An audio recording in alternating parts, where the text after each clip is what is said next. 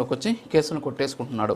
తన మీద పెట్టినటువంటి అవినీతి ఆరోపణలకు సంబంధించినటువంటి కేసుల్లో కూడా ఆయన బయటపడేటువంటి ప్రయత్నం చేస్తున్నాడు. ఇదంతా కూడా అధికారం అడ్డం పెట్టుకొని చేస్తున్నాడు అనేటటువంటి ఒక వాదన అయితే వ్యక్తమవుతుంది. సో ఇదే వాళ్ళ హాట్ టాపిక్. ఆ టాపిక్లో మనతోటి కృష్ణాంజనేయులు గారు పొలిటికల్ అనలిస్ట్, అలాగే కారుమంచి రమేష్ గారు వైఎస్ఆర్ కాంగ్రెస్ పార్టీ రాష్ట్ర అధికార ప్రతినిధి, వీళ్ళిద్దరూ జూబులో ఉన్నారు. వీరితో పాటు జనసేన నాయకులు విఎస్ లక్ష్మీకాంత్ గారు, అలాగే టీడీపీ అధికార ప్రతినిధి పాలడుగు వినీల్ గారు మరి అసలు మనతో జాయిన్ అవుతారు. కృష్ణాంజనేయులు గారు గుడ్ మార్నింగ్.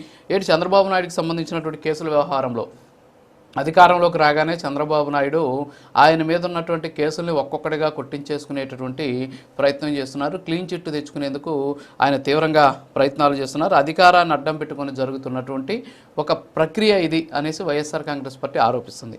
వాస్తవంగా చట్టం ఏం చెబుతోంది? కేసులకు సంబంధించినటువంటి వ్యవహారంలో అసలు చట్టం ఏం చెబుతోంది? చట్టంలో ఉన్నటువంటి అంశాలు ఏంటి? అసలు నిజంగా కోర్టులు అధికారంలో ఉన్నటువంటి వాళ్ళు ఇచ్చేటటువంటి క్లోజర్ రిపోర్ట్లను అనుసరించి కోర్టులు సహేతుకం కాదని అనుకుంటే వాటిని తిరస్కరించే అవకాశం ఉన్నప్పటికీ కూడా కేసులు కొట్టేస్తూ ఉన్నటువంటి సిచ్యువేషన్ కనిపిస్తోంది. సో అంటే ఏంటి, వైఎస్ఆర్ కాంగ్రెస్ పార్టీ పెట్టినటువంటి కేసులు తప్ప, లేకపోతే చంద్రబాబు నాయుడు అధికారాన్ని అడ్డం పెట్టుకొని కేసులను క్లోజ్ చేసుకునేటువంటి ప్రయత్నం చేస్తున్నారు? ఏం జరుగుతుంది ఈ ఇష్యూలో సార్? రాజు గారు నమస్తే. ప్యానల్ మెంబర్స్ గారికి కూడా నమస్కారము. ఎవరైనా అధికారంలో ఉన్నప్పుడు రాజకీయ ప్రత్యర్థుల మీద కేసులు పెట్టడం అనేటువంటిది అది రాజకీయ కక్షకు సంబంధించినటువంటి అంశమా, లేకపోతే అలాంటి నేరారోపణలు ఉన్నాయా అనేటువంటిది కీలకమైనటువంటి అంశం. ప్రతిదీ రాజకీయ ప్రత్యర్థుల మీద పెట్టేటువంటి ప్రతి కేసు కక్ష సాధింపు కింద చూడటానికి వీల్లేదు. ఖచ్చితంగా ఏదో ఒక నేరారోపణలు లేకుండా ఎవరైనా సరే నేరారోపణలు చేయటం, కేసులు నమోదు చేయటము అనేటువంటిది సాధ్యపడేటువంటి పని కాదు. కాబట్టి ఎవరైనా సరే ఒక అధికారంలోకి వచ్చినటువంటి ప్రభుత్వము ప్రజాధనాన్ని దుర్వినియోగం చేసినటువంటి వాళ్ళ మీద కేసులు పెట్టడం అనేటువంటిది కక్ష సాధింపుగా చూసేటువంటి ధోరణి సమాజంలో, ఈ ధోరణి కూడా మంచిది కాదు. రాజకీయ పార్టీలు అలాంటి ఆరోపణలు చేస్తూ ఉంటాయి. వాళ్ళు మా రాజకీయ ప్రత్యర్థులు కాబట్టి మా మీద కక్షతో కేసు నమోదు చేశారు అనేటువంటి విధంగా వాళ్ళు ఆరోపణలు చేస్తారు. కానీ ప్రజల కోణంలో మాత్రం ఖచ్చితంగా నేరారోపణలు అనేటువంటిది మనకి ఒక వ్యవస్థలు ఉన్నాయి. మన పోలీసు వ్యవస్థ నేరారోపణ చేస్తుంది. ఆ నేరారోపణకు సంబంధించినటువంటి అంశం వాళ్ళు పోలీసులు ఇష్టారాజ్యంగా ఒక కేసు నమోదు చేసేసి జైల్లో పెట్టేసే అవకాశం ఉండదు.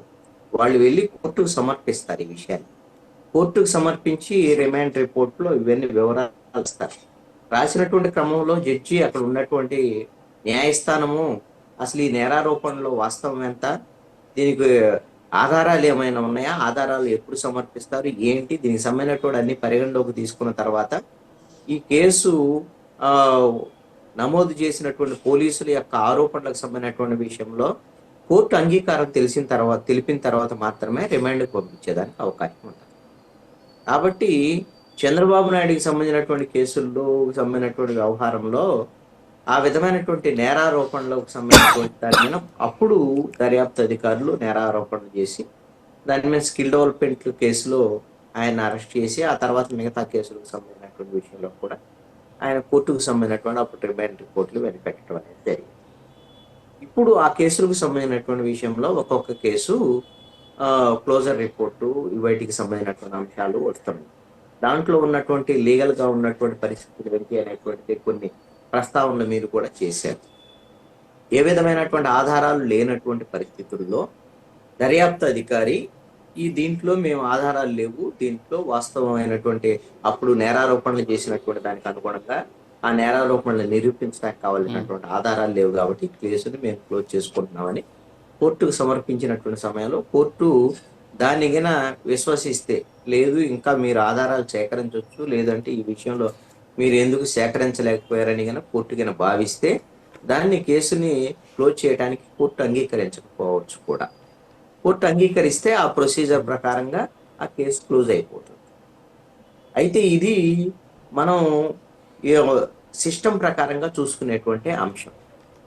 ఇప్పుడు చంద్రబాబు నాయుడు ముఖ్యమంత్రిగా ఉన్నటువంటి చంద్రబాబు నాయుడు తన మీద ఉన్నటువంటి నేరారోపణలకు సంబంధించినటువంటి వ్యవహారంలో సపోజ్ ఆయన ఇప్పుడు ఈ కేసు క్లోజ్ చేసుకునేటువంటి వాళ్ళు ఎవరు?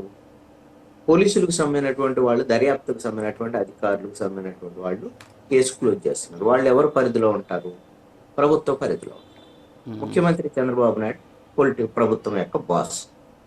మరి వాళ్ళు ఒత్తిడికి గురయ్యి ఆ విధంగా కేసు క్లోజర్కి సంబంధించినటువంటి విషయంలో ఆధారాలు లేవు అనేటువంటి విధంగా వాళ్ళు కేసు క్లోజ్ చేయడానికి వాళ్ళు అలాంటి ఒత్తిడికి గురయ్యి అలాంటి ప్రయత్నం చేస్తున్నారని అనుకోవటానికి ఖచ్చితంగా అవకాశం ఉంది. అదేవిధంగా ఫైబర్ నెట్ కేసుకు సంబంధించినటువంటి విషయంలో అప్పుడు ఎండీగా ఉన్నటువంటి మధుసూదన్ రెడ్డి ఆయనే ఫిర్యాదు చేశాడు. ఫైబర్ నెట్కు సంబంధించినటువంటి విషయంలో కుంభకోణం జరిగింది, దాని టెండర్లకు సంబంధించినటువంటి విషయంలో అక్రమాలకు పాల్పడ్డది. అప్పుడు ప్రభుత్వము దాని మీద విచారణ జరపాలని ఆయన ఫిర్యాదు చేశారు. ఇప్పుడు ఆ కేసు క్లోజ్ చేసుకునేటువంటి క్రమంలో దర్యాప్తు అధికారులు వాళ్ళు ఇచ్చేటువంటి క్రమంలో వాళ్ళు మొత్తం ఆధారాలు లేవు, ఇక్కడ ఏ నష్టం జరగలేదు, ఇక్కడ కుంభకోణమే జరగలేదని వాళ్ళు కోర్టుకు సమర్పించేటువంటి క్రమంలో ఇప్పుడు మాజీ ఎండీగా ఉన్నటువంటి మధుసూదన్ రెడ్డిని కూడా ఆయన కూడా అఫిడవిట్ అడిగారు. ఆయన కూడా అఫిడవిట్ ఇచ్చాడు కోర్టుకి. ఏ విధమైనటువంటి ఏమీ లేవు, నాకేం అభ్యంతరం లేదు ఆ కేసు క్లోజ్ చేసుకోవడానికి. మరి అప్పుడు అంటే ఇక్కడ ఒకటి సార్, అంటే ఇక్కడ వీళ్ళని సెంట్రల్ నుంచి అంటే కేంద్రం నుంచి డిప్యుటేషన్ మీద జగన్మోహన్ రెడ్డి గతంలో తీసుకొచ్చారు. వాళ్ళకి చాలా భవిష్యత్తు ఉంది. ఎందుకంటే ఒక ఆయనకి నాకు తెలిసి ఒక 20 ఏళ్ళు సర్వీసు 30 ఏళ్ళు సర్వీస్ ఉంది. వాసుదేవరెడ్డికి ఒక 10 ఏళ్ళు. అంటే లిక్కర్ కేసుకు సంబంధించి కానీ చూస్తే మనం లిక్కర్ సంబంధించి గతంలో కూడా చంద్రబాబు నాయుడు మీద పెట్టినటువంటి కేసు కానీ చూస్తే దాంట్లో కూడా ఆయనకు ఒక 10 ఏళ్ల వరకు కూడా ఆయనకి సర్వీస్ ఉన్నటువంటి పరిస్థితి, 5-6 ఏళ్ళ వరకు. సో ఇవన్నీ కూడా చూస్తే అంటే జగన్మోహన్ రెడ్డి తీసుకొచ్చినటువంటి వాళ్ళు ఎవరైతే జగన్మోహన్ రెడ్డి తీసుకొచ్చి ఆయన ప్రీతికరంగా తీసుకొచ్చి రాష్ట్రంలో పెట్టుకున్నారో డిప్యుటేషన్ మీద, వాళ్ళు పెట్టినటువంటి కేసులో వాళ్ళే వచ్చేసి అఫిడవిట్లు సమర్పించడం, అంటే దీన్ని సహేతుకంగానే చూపించేటటువంటి ప్రయత్నం జరుగుతుంది. కానీ వెనక ఉన్నటువంటి వాస్తవాలు మీరు చెప్పినట్టు బహుశా అధికారంలో ఉన్నటువంటి సందర్భంలో ఇవన్నీ కూడా సర్వసాధారణమైన అంశాలు, వ్యవస్థలన్నీ కూడా వాళ్ళ చేతిలో ఉంటాయనేటువంటి అంశాన్ని కూడా మీరు చెప్తున్న పరిస్థితి. దీన్ని ఎలా చూడొచ్చు అంటారు? ఇప్పుడు కేంద్ర పరిధిలో ఉన్నటువంటి వాళ్ళని డిప్యుటేషన్ మీద తీసుకొచ్చారు, కక్ష సాధింపుతో కేసులు పెట్టారని అనుకుందాం. వాళ్ళు కక్ష సాధింపుతో కేసులు పెడితే ఇప్పుడు అవి వీగిపోతున్నాయని, లేకపోతే వాళ్ళు ఇప్పుడు అఫిడవిట్లు ఇచ్చారు. మధుసూదన్ రెడ్డికి సంబంధించినటువంటి వ్యవహారమే అనుకోండి. ఇప్పుడు ఇది ఎలా ఎందుకు ఇస్తారు ఏమిటి అనేటువంటి దాని మీద ఇది ఖచ్చితంగా ప్రభుత్వం వైపు నుంచి ఒత్తిడితోనే రాజీలు జరుగుతున్నాయి, క్లోజర్లు జరుగుతున్నాయి అనేటువంటి అనుమానం ప్రజల్లో ఖచ్చితంగా బలంగా వెళ్లేదానికి అవకాశం ఉంటుంది. ఈ విషయంలో ప్రభుత్వం అంత తొందరపాటుగా ముందుకు వెళ్ళటం కరెక్ట్ కాదు అనేటువంటిది నా యొక్క అభిప్రాయం. మీకు నాకు మనం అందరికీ తెలిసినటువంటి కేసు, ఇప్పుడు సీరియస్ గా డిస్కషన్ జరుగుతున్నటువంటి కేసు గురించి కూడా మనం దీంట్లో ఉదాహరణ కింద మనం చెప్పుకోవచ్చు. ఇప్పుడు సపోజ్ పరకామణికి సంబంధించినటువంటి కేసు, పరకామణికి సంబంధించినటువంటి కేసు కూడా అప్పుడు లోక్ అదాలత్లో రాజీ జరిగింది. కానీ వాళ్ళు చేసినటువంటి తప్పు ఏంటి, ఆ కేసు రాజీ జరగటానికి, లోక్ అదాలత్లో రాజీ జరగటానికి ఫిట్ అయినటువంటి కేసు కాదు. అది వాళ్ళు చేసినటువంటి లీగల్ గా చేసినటువంటి తప్పు. ఏంటి అని అంటే ప్రభుత్వ ధనాన్ని దొంగిలించినటువంటి కేసు. టీటీడీకి సంబంధించినటువంటి ధనం అంటే ప్రభుత్వ ధనమే కదా, అది ఆ ధనాన్ని దొంగిలించినటువంటి కేసుని ఎట్టి పరిస్థితుల్లో కూడా రాజీ చేసుకోవటానికి వీల్లేదు. దాన్ని లోక్ అదాలత్లో రాజీ చేశారు. అందుకోసమని ఇప్పుడు హైకోర్టు ఏం చేసింది, ఆ కేసుని ఎట్టి పరిస్థితుల్లో మళ్ళీ పునర్విచారించండి, ఆ కేసు రాజీ తప్పు అనేటువంటి విషయాన్ని చెప్పింది. అందుకని మనం ఆ లీగల్ ప్రొసీజర్ లో ఏమైనా ప్రాబ్లం ఉంటే ఈ క్లోజర్ కి సంబంధించినటువంటి విషయంలో కోర్టులు మళ్ళీ తిరిగి దాన్ని ఆ కేసులు రీఓపెన్ చేసేదానికి అవకాశం ఉంటుంది. ఇప్పుడు గౌతమ్ రెడ్డి ఫైబర్ నెట్ కేసుకు సంబంధించినటువంటి విషయంలో ఏసీబీ కోర్టుకు వెళ్తే ఏమన్నది, కోర్టు కేసు తీసుకోలేదు, ఆయన ఇచ్చినటువంటి పిటిషన్ డిస్మిస్ చేసింది. కానీ హైకోర్టుకి వెళ్ళొచ్చు, సుప్రీం కోర్టుకి వెళ్తారు. సరే, కోర్టు ఏం భావిస్తాయి అనేటువంటి చాలా కీలకమైన అంశం. ఇక జగన్మోహన్ రెడ్డికి సంబంధించినటువంటి ప్రభుత్వంలో జరిగినటువంటి ఒక స్పష్టమైనటువంటి ఉదాహరణ చెప్తాను. జగన్మోహన్ రెడ్డి ప్రభుత్వ హయాంలో విడుదల రజని, అదేవిధంగా సామినేని ఉదయభాను ఇలాంటి వాళ్ళు 10 మంది మీద ఉన్నటువంటి కేసుల్ని సుమారుగా 18 కేసులండి. ఈ కేసులు మొత్తాన్ని ఉపసంహరించుకుంటూ ప్రభుత్వమే జీవో ఇచ్చేసింది. అంటే ప్రొసీజర్ ను ఫాలో అవ్వకుండా, క్లోజర్ లేకుండా, అంటే హైకోర్టు అనుమతి లేకుండా వాళ్ళు జీవో ఇచ్చేసారు. జీవో ఇచ్చినటువంటి నేపథ్యంలో దాన్ని నేను హైకోర్టులో ఛాలెంజ్ చేశాను. అప్పుడు ఛాలెంజ్ చేసినటువంటి నేపథ్యంలో హైకోర్టు విచారించి అప్పుడు ఏం చేసిందంటే, ఈ విధంగా మీ ఇష్టం వచ్చినట్టుగా కేసులు రద్దు చేసుకోవటం మీ ప్రభుత్వం ఉంది కాబట్టి మీరు జీవోలు ఇచ్చుకుంటే కుదరదు, మేము కోర్టులు ఉంది ఎందుకు ఇంకా, కాబట్టి ఈ కేసులు మొత్తాన్ని కూడా పునర్విచారణ జరపండి అని డీజీపీకి ఆదేశాలు జారీ చేశారు.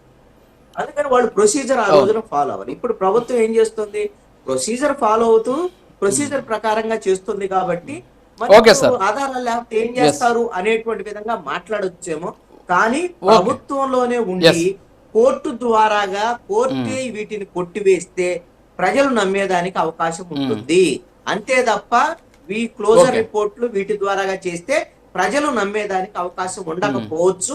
ఇది ప్రభుత్వానికి ఒక Okay. మచ్చలాగా మిగిలేదానికి అవకాశం ఉండొచ్చు.